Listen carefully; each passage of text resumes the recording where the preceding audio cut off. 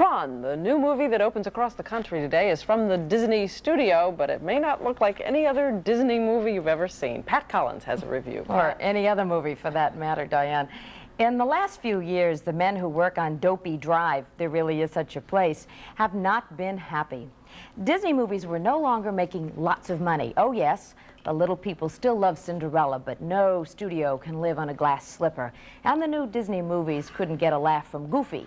Then the Disneycrats had an ingenious idea. Why not make a movie that looks like a video game and get the kids and their quarters away from the arcades and back into the movie theaters? That idea is now a reality, or rather a fantasy, called TRON. As you will hear ad nauseum for the rest of the summer, TRON is the most revolutionary-looking movie to come along in this, the age of Pac-Man. It is the first film to use computer animation to create a 3D effect.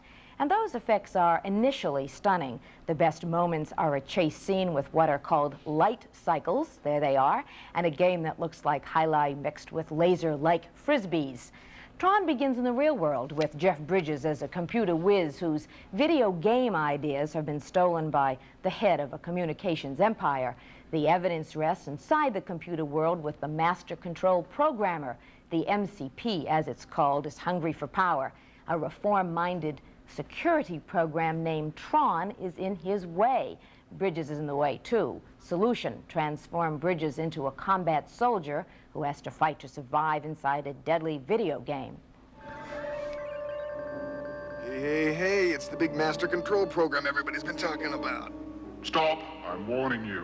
I'm gonna have to put you on the game grid.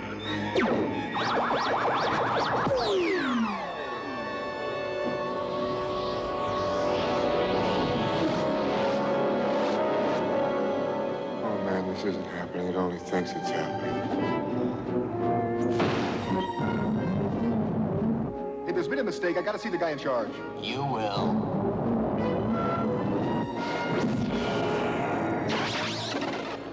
Who's that guy? That's TRON.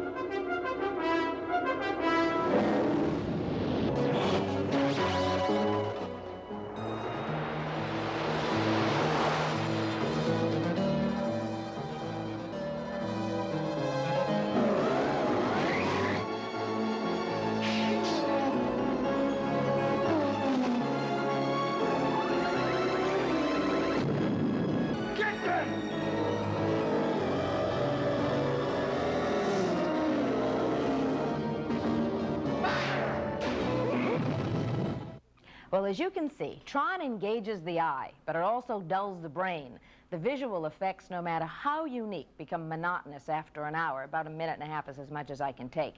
The storyline is thinner than Minnie Mouse's legs, and the action inside the video game owes more to Star Wars and Space Invaders. But with $8 billion spent last year on video games, the Disney people are convinced that they will get the bubblegum crowd to the box office, and they probably will. I wish them well. I myself am going to re-see Bambi for the 80th time over the weekend. Well, they may get the kids, but I don't know about the analysts, because the stock went down $2.50 after the analysts saw the movie. But analysts don't go to the movies anyway. That's what the kids. Disney company Yeah. said. We'll be right back. Years ago, we showed you some of the science behind a science fiction film. We watched the making of a movie called The Empire Strikes Back. The producer, an up-and-coming young gentleman named George Lucas, took me on a tour of his facility and showed me the model spaceships, the miniature props, the stop-action models that made an imaginary world come alive. But just 2 years later, reality has changed. Today, the world of a filmmaker's imagination may exist entirely in the mind of a computer. I can show you a little of how it works. This is one of the smaller and less expensive home computers around the day. Loaded in it is this program written in the basic computer language. Really quite simple. Now watch what happens when I type run.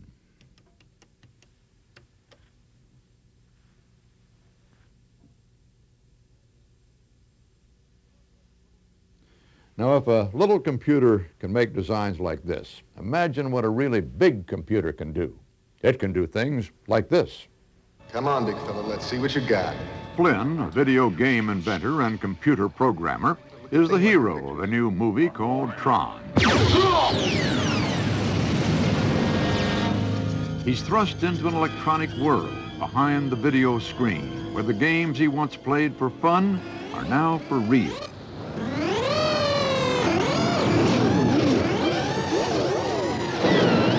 The fantasy world of Tron, a Walt Disney production, is filled with objects that look like models or miniatures, but they're not.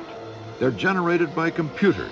These motorcycles are really just a series of scan lines on a screen. They exist only in a computer's memory bank.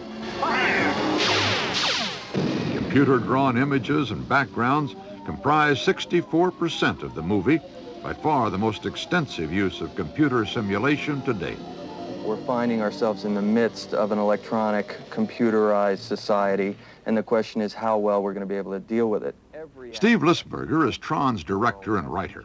The difference between us and the character in the film is that he's one of the geniuses that helped bring all this about. He invented these machines, and now he finds himself having to conquer his own technology and learning how to use it. Well, technology, certainly not the villain when you learn how this movie was made. Welcome. Computers are responsible for backgrounds that look like elaborate sets and for all the objects flying around. First, an electronically sensitized blueprint provides the computer with a three-dimensional database of the object. Next, a computer is instructed to add the rest of the drawing, in this case a spaceship, by connecting millions of points of light called pixels. A shading program gives the object solidity and highlights. It takes hundreds of millions of calculations to get the spaceship from the computer screen to the final form in the film. Computer-generated images have no physical limitations. The objects can do anything, one advantage over miniatures. Another is how quickly a shot can be changed. Sometimes all it takes is a phone call from California to New York, if the phones are linked to the right computers. After the explosion, the debris that flies out doesn't really fall as if it's obeying the laws of gravity. It tends to just go straight out. Put a gravitational program onto that so that debris will kind of fall as if it has weight. Well, probably take about 15 minutes to make the corrections. This not only saves time, but money. Of Tron's $20 million plus budget, 20% was spent on computer-generated imagery, an amount that would have at least doubled if conventional sets and models had been used, and if the movie could have been made in this way at all. Another $6 million was spent on other special effects, including the integration of actors into computer-generated scenes. Associate producer Harrison Ellenshaw offered to put me into a computer-generated world in order to show you how it's done. This is a movie set? Hey. Who's that guy? Looked like Mr. Peanut. We need the black velvet because we don't want to photograph that part. And the rest of you, as you can tell, is in stark white and with black lines on it. I can tell that. I was hoping you'd explain why I'm in this ridiculous costume. Well, it won't look so ridiculous when we're finished with it. The contrast is needed for backlighting. Each frame of film is enlarged onto 12.5 by 20-inch animation cells. These serve as stencils which isolate each element that requires a separate color or intensity. Once I'm out there on this set, what can I do with it? You can do whatever you like, and the more you point to things and indicate things, the more things we can put in. You'll regret this. They tell me this world I'm living in is limited only by my imagination. First of all, let me get rid of this ridiculous hat. Now then, I could, for instance, decide I didn't like this costume, and let's say, change it all.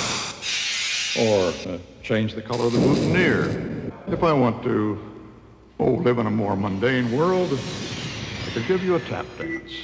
And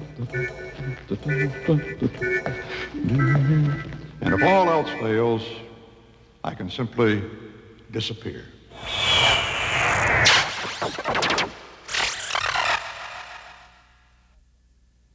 Well, if that's any indication, it looks like the future will be made of equal parts computer technology and old-fashioned ham. Next week will be preempted, but we'll return in 2 weeks